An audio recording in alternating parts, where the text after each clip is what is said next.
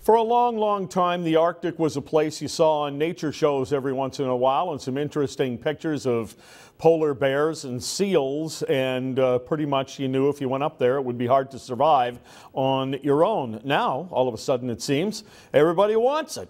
Rebecca Thompson is here. What happened?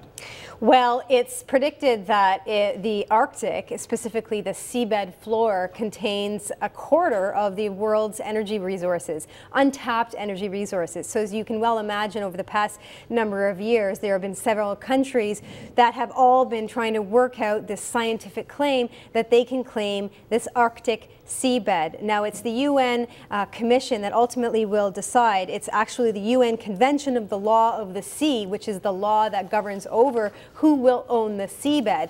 We're going to learn in a couple of years who is actually going to win in terms of winning this specific seabed. But the latest story is that Denmark has submitted its claims to the United Nations, saying, look, not only do we own this seabed, but we own the North Pole. We've seen over the past year Canada and Russia have been in a bit of this, verbal fist fight in terms of who owns the North Pole, because it's what's called, and not to get too technical, but it's the Lomsovitov Ridge. And every country around the North Pole, including Canada, Russia, and Denmark and Sweden, they all have a continental shelf. So this shelf that extends 200 nautical miles from their territory, and if they can prove that this continental shelf, the Arctic seabed, extends from their continental shelf, then they're going to own it. Now, all right. Is the United States not included in that? No. No, it's one of the Arctic nations because of Alaska, but it's not included in what you're talking about. Not this, no. Okay. However, all of these countries, have been working together in a sense that they've been sharing some of their ships and their resources and their equipment. But at the end of the day, Canada and Russia, and certainly Prime Minister Stephen Harper has hung his hat on winning this Arctic seabed claim with his Arctic sovereignty agenda, which he's pursued every year in and year out. But all of these countries are hoping to win this very lucrative Arctic seabed. Well, is there any chance that everybody would share it, or does everybody say, no, it's ours? Well, everybody wants a piece of the pie. Everybody likely will get a piece of the pie, Jerry, just who will get the biggest piece and who will get the North Pole.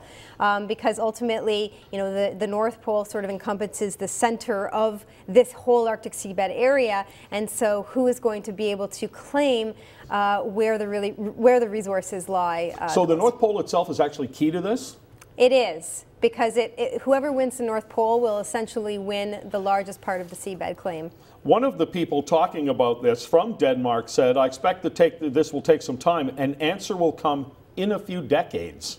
Well, I don't think it will take that long. Originally, the United Nations had said, all of these countries need to submit their claims immediately within a few years, and this was a few years ago. So, Canada rewrote its claim last December on the request of the Prime Minister to rewrite it based on the fact that Canada does own the North Pole.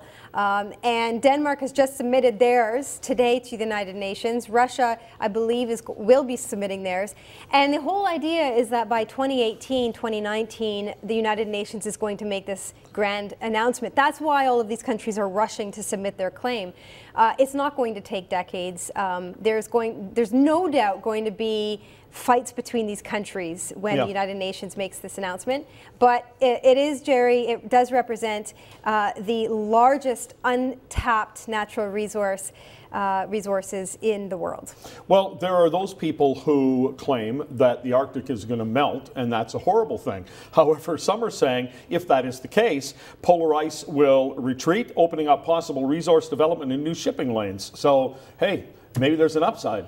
Well, a lot of these, Canada, for example, has made the claim that if it owns this territory, the Arctic seabed, then it can introduce laws that govern over how ships move through the Arctic, and instituting environmental laws that are far superior, for example, to Russia's environmental laws, because who knows what Russia's going to introduce as environmental law.